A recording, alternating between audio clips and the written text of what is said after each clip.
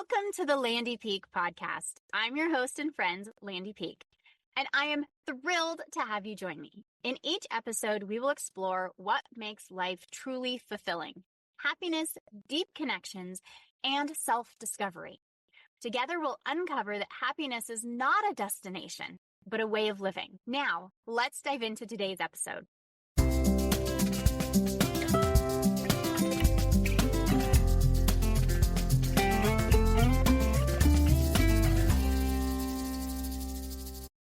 Welcome back to the Landy Peak podcast. This is your friend and host, Landy, and I am so excited for this episode. This was such a fun and incredible conversation. If you've ever felt like you're living the same story on repeat, always being cast as the strong one or the black sheep of the family, always the one that perhaps is holding it together, or the one who always is messing things up, this conversation is your pattern interrupt.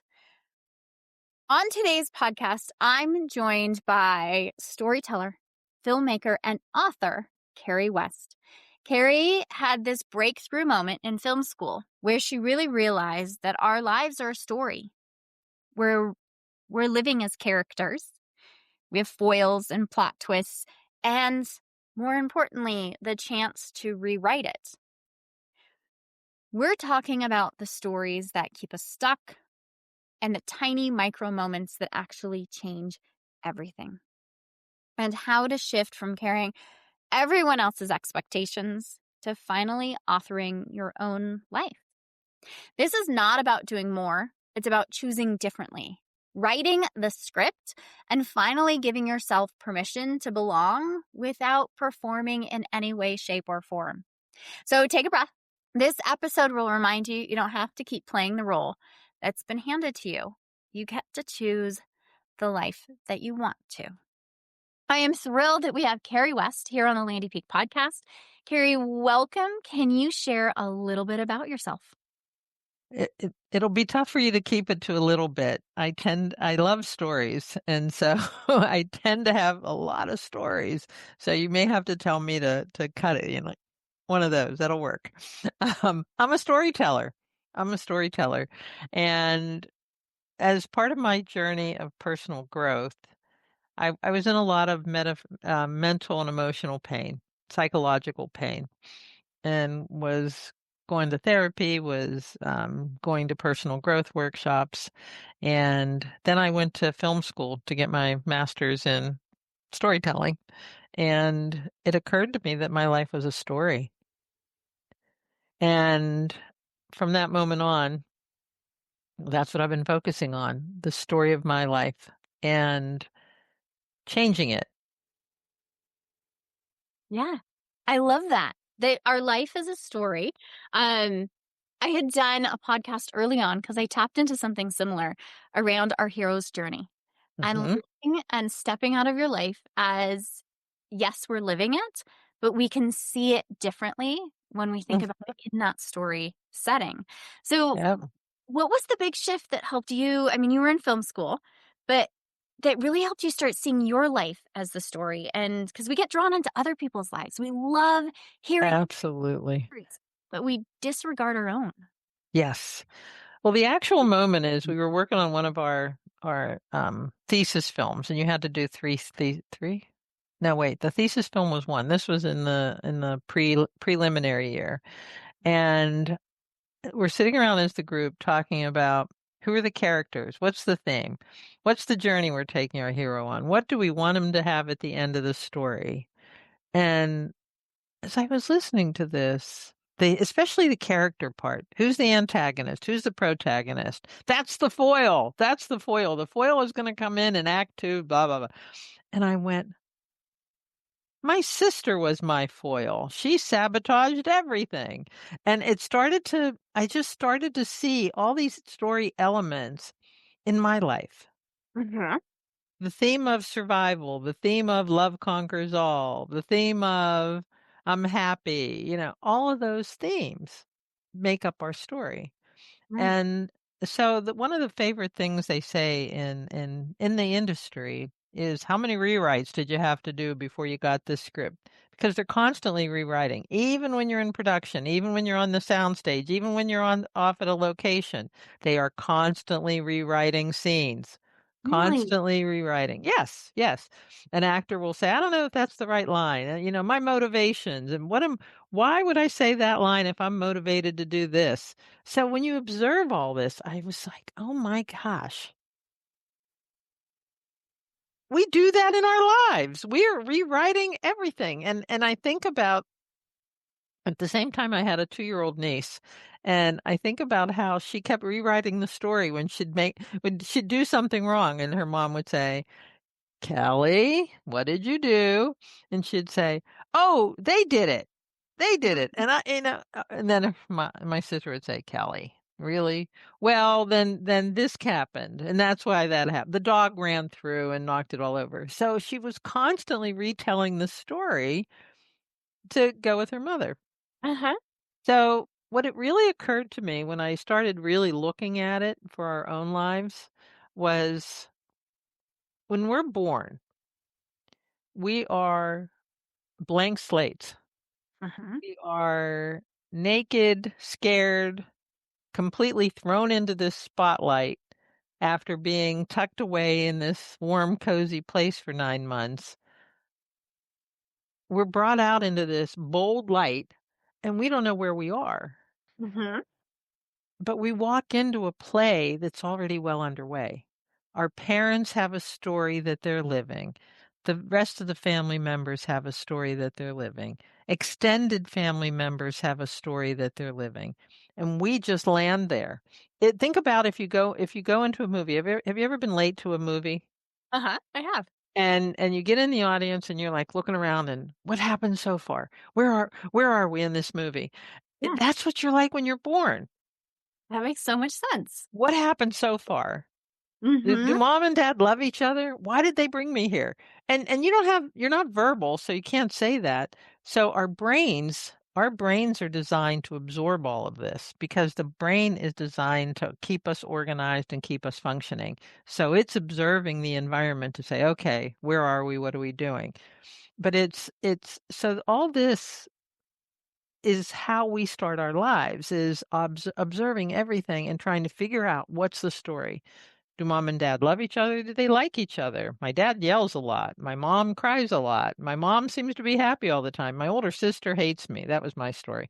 You know, what is going on in that family setting when you're born? Right. What's the backstory? So it's when I just saw all of this together, it made so much sense. It does. And you think about that as an infant, we drop into an existing story. And we kind of think about it as like, oh, the story started with me. But as you reframe it, it's like, no, we dropped into this existing story that's already going on with everybody having their own stories. And we're starting to just watch and pick up and figure out how we are in this Yes. story. Yes. And if you think you can take it even further, if you're born in the United States in a city to people that live in a condo apartment or something, that's a different story than somebody who's born into the rural area and they're getting up at 4 in the morning to work in the farm or do something else. So all of this you don't know when you first take your first breath outside of the womb. Right. So all of this, the setting that you're born into. What if you're born into a country that's at war? What if you're born into um, a country that is doing something different than us? Right. And the first thing you do is you start picking up the language, because language is how we know we belong. Even at work, you can always tell when you're talking with a group of lawyers because they have this whole language I never understand. All the forthwith and notwithstandings. They have this special language. Same with doctors; they have a special language. Careers have a language. Well, our lives have a language too.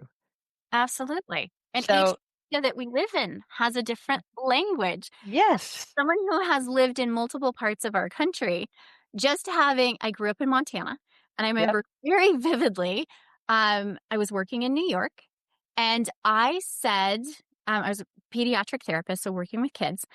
And in Montana, the candy on a stick is called a sucker. But when I said that in the school district I was working at, the lady I worked at looked at me. She's like, "You can't say that. We call them lollipops here." I was like, "Okay, Yep. lollipop." Yes. Uh, Yes. sneakers, tennies. There's so many different little words that Yes. we Yes. and unless I had moved somewhere different, I never would have realized That's right. there's a That's different way right. people communicate. That's right.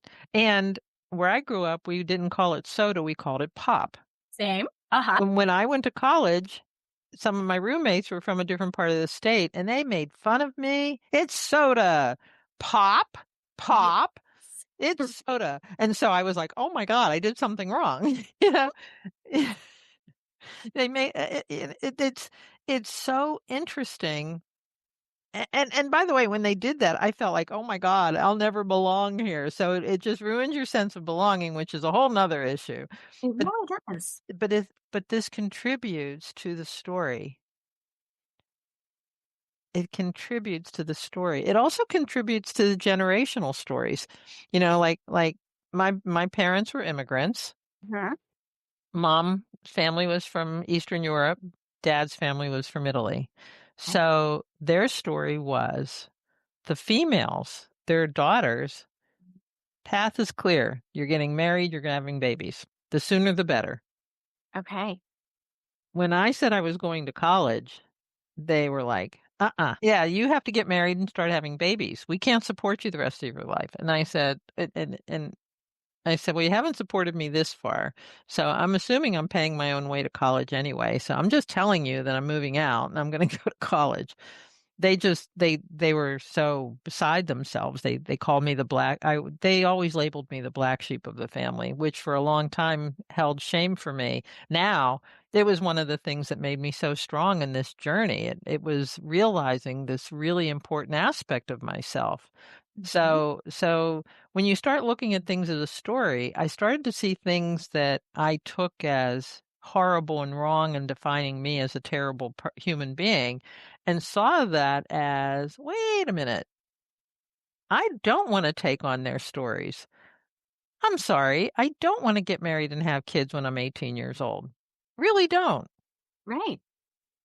But again, because of their stories of Mhm. getting married and having kids, which was given to them, they passed it on to us. My older sister did it, I didn't, and neither did my younger sister. But that's how these stories keep translating along. And then when my sister had daughters, they're all married and had kids when they were in their 20s. Mhm. We have that generational pattern that goes on, and unless Exactly. Exactly. And not it's that, not bad. It's no, not bad. It's not bad. And everything I say here, I'm not judging it. I'm just making it awareness. right. Because it's a difference when we're aware of the story and we choose it, than when Yes. we have our blinders on and we just follow in line because that's all we can see. Yes. Yes. It's so my mission is let's understand the root of the decisions we've made and do we want to make a different one? You don't have to. You don't Right. have to. There's a bunch of things I still do that my parents gave down to me and that's fine. But they're the ones I decided to hang on to. And that's the key is Yes. conscious awareness and that decision. Yes. That's it. That's it. Uh, you know, My sister is an amazing cook. My mom was an amazing cook. And my sister took all of her recipes and she's an amazing cook. I can't stand cooking. Can't do it.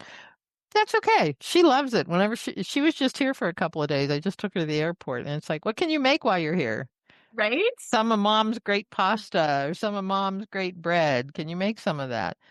Doesn't mean you have to do everything their way, but you can spin it into your story. See, I like to think of a story as a tapestry, and I'm going to take this thread and weave it in this way, and I'm going to take that thread, but it has to be my tapestry. It has to be my my story. And a tapestry to me is a visual story. Mhm. Yeah. That's what I work with people and remind them that you get to pick the story. I love the visual of the tapestry because as I have thought and just kind of the awareness as it's dawning, really had seen my story as linear. As along this line that this happened, then this happened, then this happened, and this happened. But as you bring in the tapestry and you're talking about weaving in a thread, it's like this step back of, whoa, it isn't just this line that I've lived. There's so many different threads that I get to choose how Yep. it comes in. Yep. Yep. Yep. It's also a map. You know, there's all these roads and side trips and different things that come into it. You can really map out your life.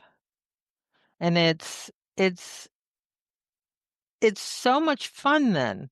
I find that personal growth then doesn't become this chore that I have to do. If I want to be happy, then I got to go to therapy for 20 years and I've got to do something that I have to journal every day.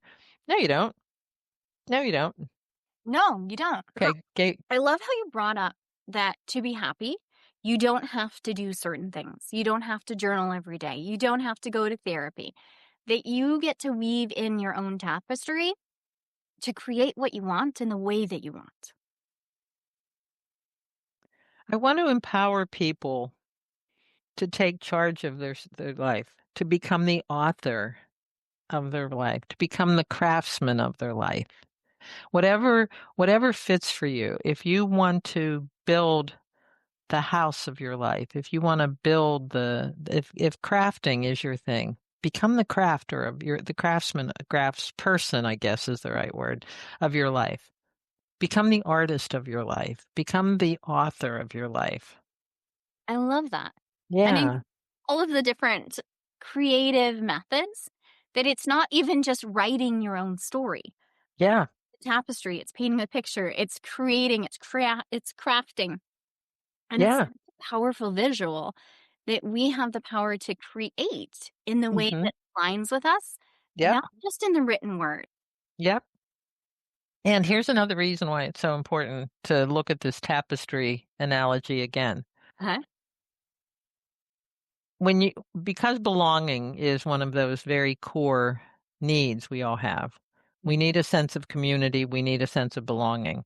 That's lizard brain stuff because in our very early evolution of beings, we needed people. We needed to be a part of a core group so we could survive. So Right. belonging is there. It's in our DNA. It is a part of us. We need to belong. But we've taken it to this extreme that we think the only way we can belong really is to become them. I used to try to be a chameleon because I thought the only way I'd be liked and accepted is if I liked what you liked, if I dressed the way you liked, if I spoke the way you liked, if I, you know, I tend to cuss at times and if you didn't like that, I would try not to cuss. I have to eat the same foods you like. I have to go to the same places you like. I have to like the same music you like. And for a long time, that was the way I felt safe with a sense of belonging. So I had no idea any of those things about me because I was constantly trying to be like the people that I was around. So I would feel safe and wouldn't be rejected because rejection was my big thing. Yeah.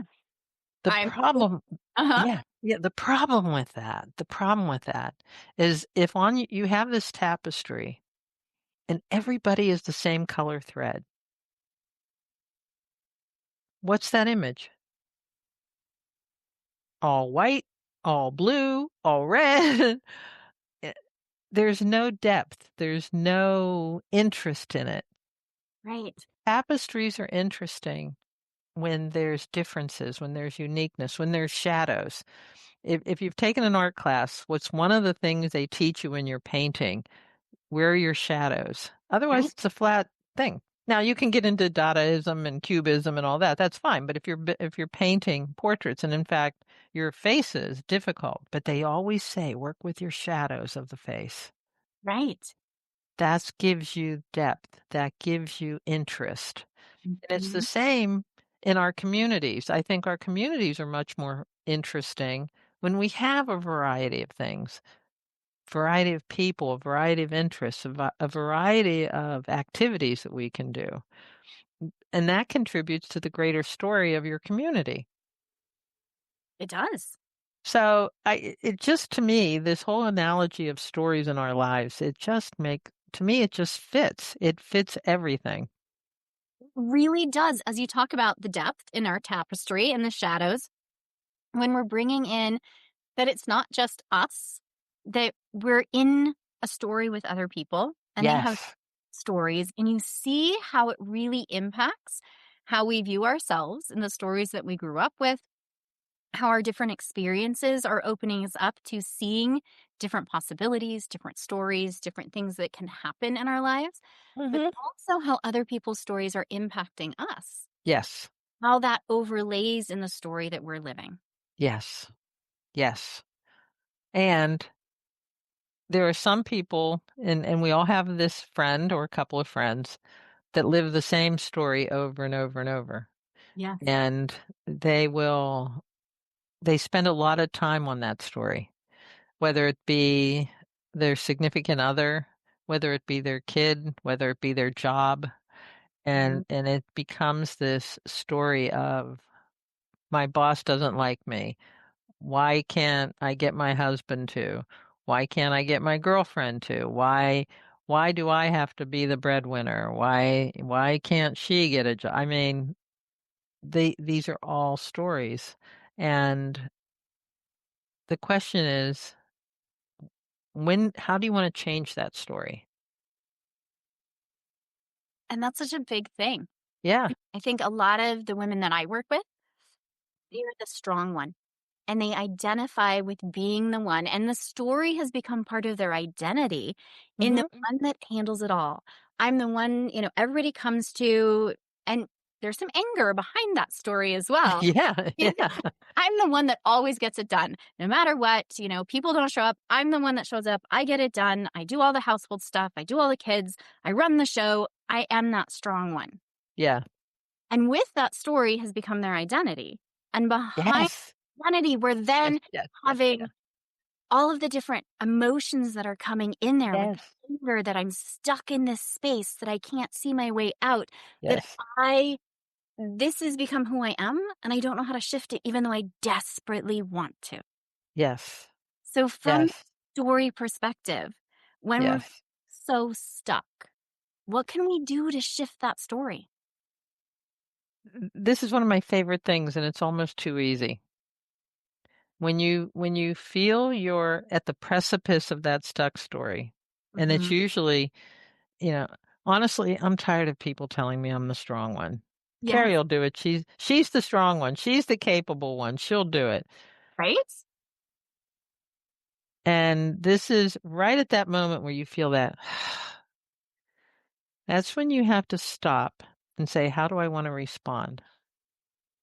Oh, And it's tricky because we're so used to just responding, either with, okay, I'll do it. But in the meantime, we're thinking, "Arr," right? or no, I'm not doing it anymore. Either one of those answers is not the right answer. You got to stop. And when you stop, I call it trigger interruptus, because Mm. that comment is a trigger. Yes, it is. And it means you're going to do a response that you've always done. Triggers always elicit the same responses. So I call it a micro moment of change. You have an opportunity for a micro moment of change. And when you feel that, before you react, if you can, sometimes you can't, but if you Right. can, step back and say, this is the moment where I can do something differently. Mhm. And maybe that moment, and hopefully if you get it in an email, that's even better, because then you don't have to say it. You don't have to respond to the email right away. I don't know if you're like me, but there was a time where if somebody sent me an email, I responded within 30 seconons. I Yes, I have to. Yeah. That was part Yes. of, like, I am a professional and people will think bad about me if I don't respond in the 30 seconds that it came. Yeah. You don't know if I'm sitting at my desk or not. Yes. Yes. 4 hours later, and it's fine. Yes. But I didn't Yes. know that at the time. I know, but that's if you get that email, this is when you can say, and I've even said, get up and walk away. Yeah. Just interrupt it. In a micro moment of change, you're going down a path, right? You're Mm-hmm. going down a path, you're going down a path, you're going down a path. So in a micro moment of change, it's a little teeny thing, right? It's not a Right. big deal. It's a little teeny change. It's a little teeny change. It's a little teeny change. Little teeny change. But over time, that one little micro moment of change goes, it starts off like it's this way, but then it might look like it's only a 1 degree, but that 1 degree expands further down the pike. Right. So whenever you can just stop and respond differently, you've changed. See, we think change happens in big chunks. Yes. It doesn't. It The doesn't. most profound, long-lasting changes happen with those tiny decisions we make. And so if you get that email and I know I can rely on you, you always get it done so much better than me, and instead of writing off, rah, rah, rah, rah, rah, take a breath, walk away. Don't even answer till the next day. Mm-hmm. Whatever, but do something different. And then in your response say, I appreciate all the great words you have for me, but I'm not available. I don't have the time. I'm busy. I'm this or that. Have you thought about contacting somebody else to get that done? And I'll tell you what, the first response when somebody does that, the first time I did it, they called me, the email, they called me right away. And this was somebody who would take days to answer my emails and would frustrate the heck out of me, yet I responded all the time. So I took a break. I didn't respond right away. And when I came back and I responded, I think it was the next day, and just said, I'm sorry, Judy or whoever. I can't do it. I'm tied up. I've got a project. I'm busy. Mm-hmm. Phone rang immediately. What are you talking about? I always rely on you. Why are you doing this to me? You're leaving me in the lurch. You're leaving me in a problem. What's wrong? Why are you doing that? It's like, oh. And when I saw that it was her calling, that was the voicemail. I didn't answer Good. because I didn't want to have to say, okay, okay, okay. I listened to her voicemail. And then when I was in a place to respond, then I responded. But see, when we're triggered, see what happened? My turning her down triggered her. Mm-hmm. Absolutely. So she was going to come back to me on that trigger. And Mm-hmm. I listened to her voicemail and I said, how can I respond to her that's non-triggering for me and let it be okay if she's triggered? And I think that's such a key. Yes. Let it be okay that the other person is triggered. And it just makes sense as humans. Yeah. We expect a response. And when we don't get that response, it rattles us. Yes. Yes. Yes. Especially when we say no to kiddos, that there might be a little bit of backlash and we're going to have, but I always, in the dramatics, I have 10 and a 7. Yes. So I have Yes. a lot of dramatics, but we don't always expect it with adults. Yeah. And we expect when we have the same human response that's coming in and it's, I didn't get what I wanted and now I'm upset. So I'm calling to get my way. We don't expect that. And that's when we cave. Yeah. I used to rehearse and have my little list of things that I could say when I'm Yeah. like, I'm no longer available for this. That's right. Needed my script when Yep. I started to set those boundaries because I didn't want to cave in the moment. Yes. Had my things that I relied on, but it was Yes. moments that I was choosing. And Yes. I love Jefferson Fisher's Take a Breath. Your breath should be your first word. I don't know if you've read his book, but Yes. I love that because talk about the little moments, the micro changes. Having my breath be my first word completely changed everything, Everything. especially in those hot ticket situations with kiddos or upset humans, because it's like, okay, I get to Yes. organize, I get to pause. I'm not just reacting from the trigger. And I love Yes. we can have that space like an email, Yes. text message, Yes. voicemail that we can really reintegrate. That's right. But even if That's right. breath, and it's like let me check my schedule. I'll get back to you. Yes. And that's like, but you can just check it now. Well, I've got to check things and then come back to you. But give Yes. me that pause and that space. And you do get some flack the first time you do it. Yes. And that's human. And that's okay. Yes. Yes. It's okay. So they gave you flack. All right. Right. The But sun's still shining. I don't see everything's still out there. My yes, computer didn't shut down. the world didn't end. Yeah, they're unhappy. And somebody said to me one time, "Well, I don't know if they're going to like me anymore." I said, "Do you really think they like you now? All they're doing is using you because you always say yes." I don't, and you got, I'm kinder than that, but uh, think about, think about the way these people that are our friends are treating us. Mhm. And let's think of a better story for what your friendship means. Value your friendship. Who are you as a friend? Because you have the mom story, the wife story, the partner story, the business story, Mhm. the friend story. So let's look at your friend story.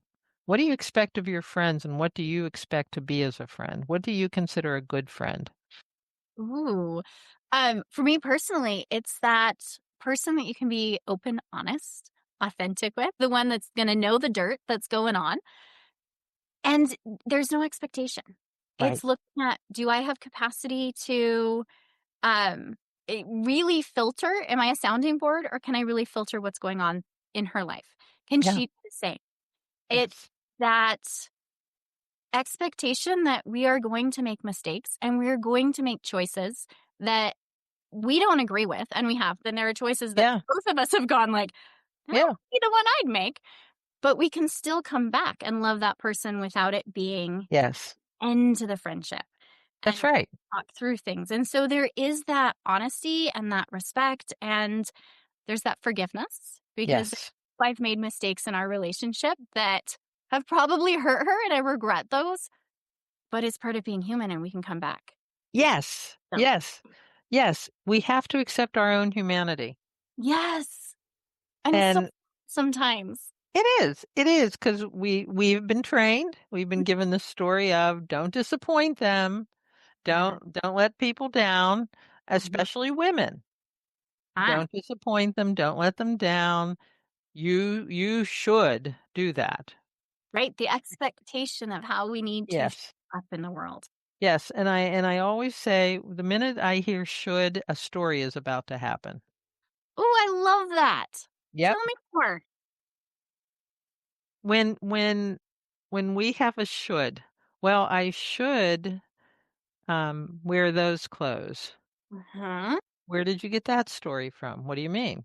Well, who told you you should wear those clothes? Well, my mom always said I dress like a slut. Okay. Did you dress like a slut? Well, I didn't think so, but she said my skirts were too high. I said, okay. What was the length of them? Well, they came to my knee. Okay. Well, in today's standards, do you think that's a slutty outfit? Well, I don't think she liked me wearing dresses anyway. I think she would have preferred I wore, blah blah. And it's like, so when so that should was your mom, friend, grandmother, somebody telling you what a lady, the how a lady dresses. So this is the Edith Head story. Edith Head was one of the most prolific costume designers in the Hollywood industry. So I call that the Edith Head story. How should you be dressing? What does Right. this character wear in this movie? Ooh, I love that reframe. Yeah. Love that there So is a story, and that can start in the like, oh, we've got to have this like little light bulb going off in our head. We said yeah, who else's story? Because it sounds yeah, like should is someone else's. yeah, yeah, And the reframe of what does that character wear? yeah. Now, and it's funny because I don't think I have style. I mean, I never trust the clothes that I wear. I mean, do I look good in them? I don't know. I'm not a style maven. I'm the I same. I stick with dark blues and dark colors and usually tops and slacks. And my sister again, she was here and she said, "Let's liven up your outfits." And I said, "Well, I'd kind of like to, but I have no idea what looks good on me. I love this one color of yellow, and every time I wear it, it makes me look like a big giant banana. I look terrible in it, but I love the color."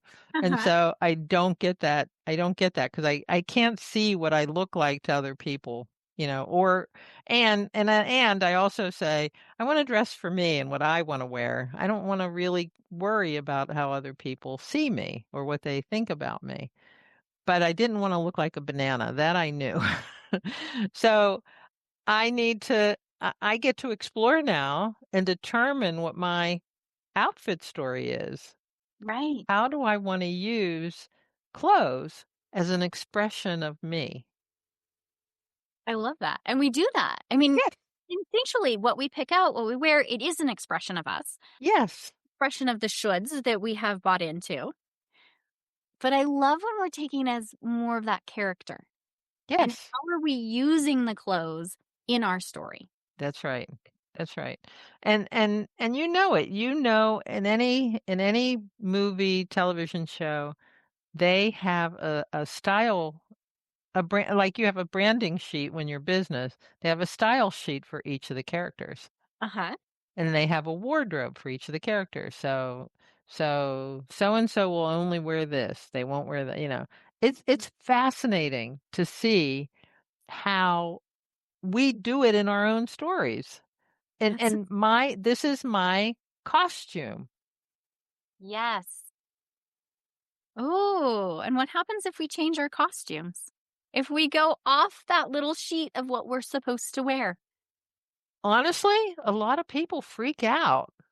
Isn't that fascinating? Oh, it's crazy. About 100 years ago, I went to work at AT&T. It was one of the only times I worked for somebody else. Huh? And this was a bit of time ago. And they sent us, I was right out of college. It was in the mid 80s. They sent us to Dress for Success school. That girls went to Dress for Success school. Oh, And we had to wear nylons and we had to get navy blue suits, and the hem needed to be at the knee and the heels could only be that high, and you had to have a blouse with a bow tie on, a little bow. Brooks oh, Brothers, I don't know if they have Brooks Brothers anymore. So you had a navy blue suit and a gray suit. That was the AT&T way. oh, wow. Well, I went and bought this gorgeous beige suit that was just stunning and it fit me beautifully. And then I got a bright purple blouse under it and I loved it and it looked so good together. It was one of the times I had a good sense of style and fashion. I loved it. So one day I walked in the office and they were planning on this big sales meeting. And here I am in this beige suit with the purple thing and everybody was wearing navy blue. I stood out like a sore thumb. And it was so funny because I thought, what am I going to do? This is what I wore today. We can't go home and change it. You've got to stick. They called the meeting. This is what I'm wearing. That's awesome. I can visualize that. I Just know. It was back to that black sheep moment. It was one of these things where I didn't follow the rules. I had my own sense of style and I loved it. At the time I think I was like, "Uh-oh, am I going to get in trouble?" But right. when I look back at it, I often do meditations where I'll go and see these past versions of myself. And I applauded her as she walked in. I love that. You go, girl. You go, girl. And I embraced it because that made me embrace this black sheep style of me, this self-determination, this willingness to be my own person. Right. I love the visual and the idea of going back in a meditation and really applaud because I think a lot of us go back in our minds around all the things that we did, like if you showed up in a suit and you could just berate yourself. Oh my gosh, there's so much shame and how could I do that? And how could I fit it Yep, in? yep, Go back and see that scenario and applaud yourself. yep, What yes, shift in yeah, how you are rewriting that story? Yes, yes, and it does impact who you are in this moment. It does. It does, because like you said, there's shame, there's like, what did I do?" You know, people are looking at me, but not for the right reasons. They're looking at me because they not anymore. Now it's like, I think back to that time and it's like, "Dang, I was so proud of myself." That is incredible. Yeah, Thank you. I am so using that as I go back through stories. If I catch myself going back to something, yeah, just looking at how I can support myself in that instead of just exactly. same little run around, "Ah, I should have done this, I should have done that. How come this didn't See, happen?" I should've. I I should've. sure I should've. don't That's tell the myself. story. Yes, that's That's the exactly. story. Yes. Instead, say, "What could I do?" I love that. What could I do? Yeah. Even in the moment, like, as we're Yes. standing there in Yes. the moment, what Yes. could I do? As Yes. looking at reframing, what could I do? Yeah. How could I respond? How could I handle this differently? What do I really wanna do right now? Hmm. Hmm. That big question. What do I really wanna do right now? Yep. Yep. And honestly, there's times you don't mind helping out. Sure, I'll help you out, but Yeah. not every time. That's excessive. Mhm. That's excessive. It's when it's become the pattern, Yes. like, when we're choosing to help because it feels aligned, because it feels good, that's one thing. Yes. When it's Yes. the pattern of they ask, we always say yes, and it drains us, and we don't Yes. want to, and we're angry Yes. behind, and there's resentment, Yes. Yes. that's when we need to be shifting the story. Yes. Yes. That's when the story needs to go away. That's when you should get rid of that story. 'Cause that story is somebody else's, yes. Oh, you gotta have fun too. You have Yeah. to be able to laugh at it. And I think a lot of that is being able to laugh at the Yes. at the Yes. situation, at seeing the humor, at seeing how fabulous it was, even if it didn't feel fabulous in the moment, that you showed up in a suit that really had you stand out. That was a fabulous moment. But we have to go back and see it as the fabulous moment. It was. It was. It was. Oh, it's one of my proudest moments, actually. I know at the exact time I was like, "Uh-oh," but I love that. I celebrate that moment. To And me, that was really talking about my willingness to be me. yes. I don't care about dress for six. And looking at how you've embraced that and that you got to stand out as you and how that shifts how the rest of your story plays out.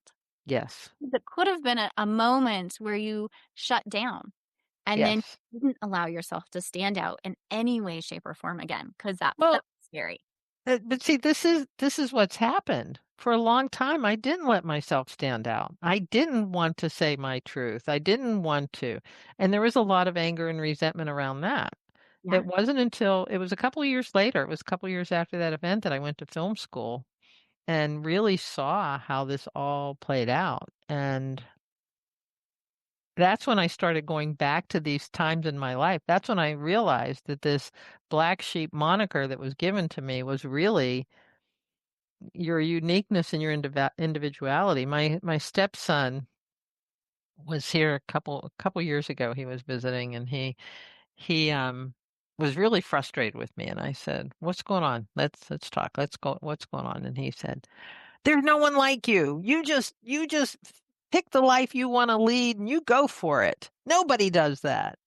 I said, "In all the years I've known you, this is like the best thing you've ever said to me." "See that? You don't even think what I said was bad. You think it's so great." I said, "Yeah.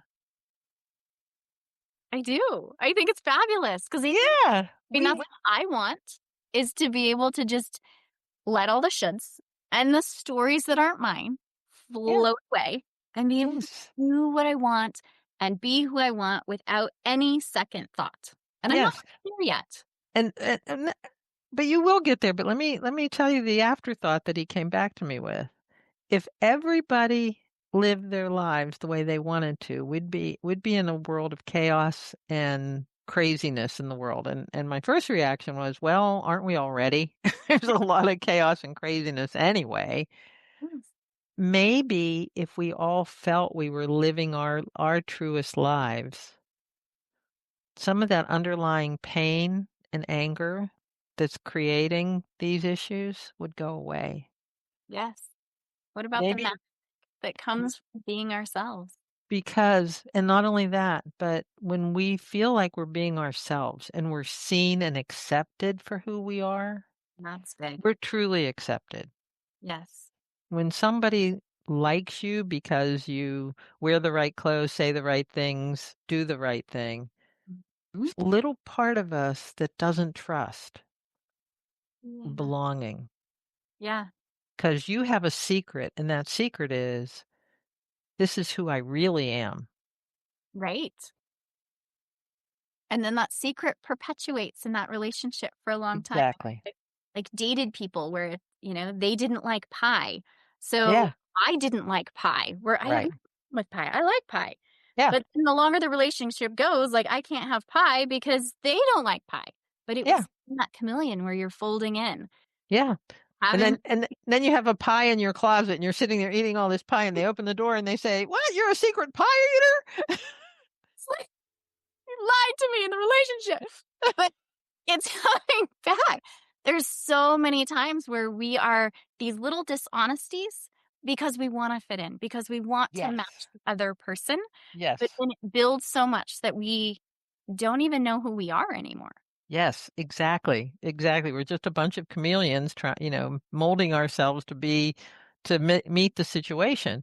And Mhm. if we could get to that level of self-acceptance, I think so many other things would sort themselves out. I really do. I do too. I I do mean, too. I the stories behind the emotions behind the stories that we're holding, coming back to this, Yes.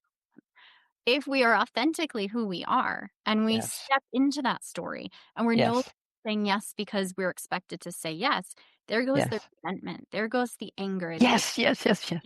and all of a Yes. sudden stepping into Yes. Yes.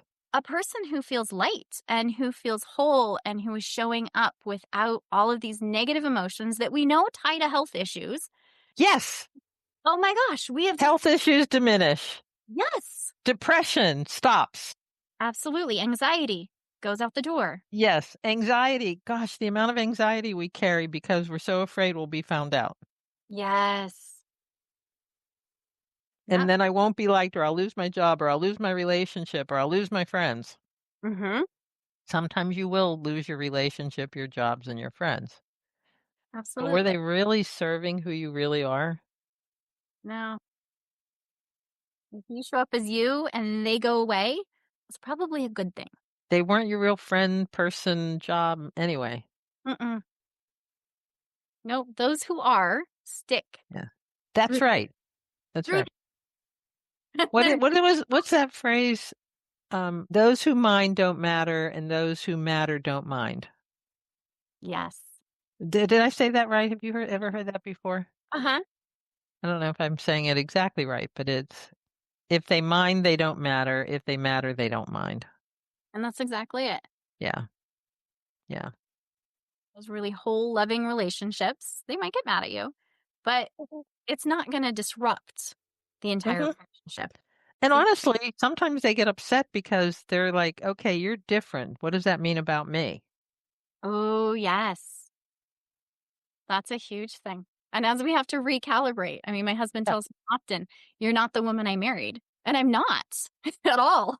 But we've been together for years and we have both evolved and transitions. And he's not the guy I married, which Yeah. is, we have grown together. But Good. is that shift? And if you look back at that person that, got married, I don't want to be her. She hid a lot more. She wasn't as open. She wasn't as fun. And so there is that shift when we can be ourselves more. Yes. Yes. And kudos that he went along with you. Kudos for that. Kudos. That's awesome. It is. It's been a wild ride, but it is awesome. And I do that in my relationship too. We've been together for many years now too, and I just realized neither one of us are the same person. Uh-uh. And he has often said to me, "You've never asked me to change." I said, "I never understood that." Mm. Why, if I didn't like you enough to, I want, I didn't want to be with you, why would I try to change you? Why am I in the relationship if I'm trying to change you so much? Yeah. And so, but as a result, he's changed. Uh-huh. And it's just that evolution of, as we've grown, as I do something that impacts something in his Yes. story, Yes. and it Yes. changes and shifts because his story has changed and shifted and Yes. his life events, having kids, different careers, moving places. All of that has changed our story, but it's also changed how we see ourselves, how we show up in the world, how we engage together. It's all shifted. Yes. Yes. Yes. Yes. Right. Yes. This part. So you see how story really can be applied in just about anything that we do. It's incredible. This has been an incredible conversation. Oh my goodness, Carrie, thank you so much. I love talking with you. You're a lot of fun. Oh, thank you. As we're coming to a close, are there any parting words that you would like to share with our listeners?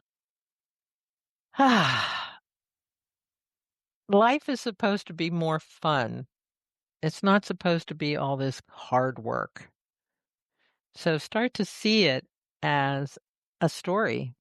Make it a comedy, a drama, whatever, but see it as a story and have fun with it. Laugh more, love more. It's all within you. Incredibly powerful words. Thank you so much. You're I know welcome. there are listeners that are just eating up what you are saying. And I'm sure there are people that want to continue the conversation with you. Mhm. How can people connect with you? Go to my website, carriekcwest.com. It's CarrieKCWEST.com. And you can schedule a time with me. I believe my phone number is even there, even though they say you're not supposed to do that. Give me a call, send me an email. Again, something else that I don't care what I should do. I mean, if people, I get more spam calls anyway. So what would be somebody calling me? It's okay. Um, but I also wanted to say my next book, my book Life Rewritten, is out and available, and it talks about my journey and how I rewrote my life. My next book, Money Rewritten, and it talks about our relationship with money and how we can change that story. And I have a webinar on Money Rewritten where I work especially with women to help them change their relationship with money. And women have very unique stories with money. It's fascinating. And so that's my next big undertaking as I work with helping people change every story in their life. Oh my goodness, I love that. And I will have all of that down in the show notes. Carrie, so thank you so much. This Thank is you. fabulous, and I've had so much fun talking to you. And you, Landy. That conversation was such an incredible conversation, and I had so much fun talking with Carrie. As Carrie reminded us, your life isn't fixed, it's a story. And stories can be rewritten. Sometimes it's as simple as one micro choice, one breath, one no that shifts the whole plot. If you know a friend who's tired of being the strong one, like Carrie and I, but doesn't know how to step out of that role, send this episode to her. It might just be that micro choice, that aha moment, the invitation that she's been waiting for. I want to thank you for being here with me. And I so appreciate your listening. I would love an honest review on Apple Podcast or Spotify, wherever you listen to the podcast. Your words can help someone else make a micro choice that can literally change their life. You're not just living a story. You are the author, and you have power that I'm guessing you haven't fully tapped into. There is wild in you that you can create whatever you want. And I have confidence that you can, because I believe you are not only strong and capable, but you are creative and loving and fun and funny. And you change the world by just being in it, because you are deserving and worthy of everything that you could want in life. I invite you, if you are feeling lost in your story, to take that pause, to look at one micro choice that could change things. One breath that just gives you enough pause and thought that you could make a different choice. And knowing that we can make choices that literally will change our life at any moment in our day. I truly wish you all the happiness that today can bring. We'll talk to you on the next episode. Hey, before you go, just a little bit of legal. This podcast is designed for educational purposes only. It is not to replace any expert advice from your doctors, therapists, coaches, or any other professional that you would work with. It's just a chat with a friend, me, where we get curious about ideas, thoughts, and things that are going on in our lives. And as we're talking about friends, if you know someone who would benefit from the conversation today, please share. Because I think the more that we open up these conversations, the more benefit we all get. So until next time, give yourself a big hug from me and stay curious, because that's the fun in this world.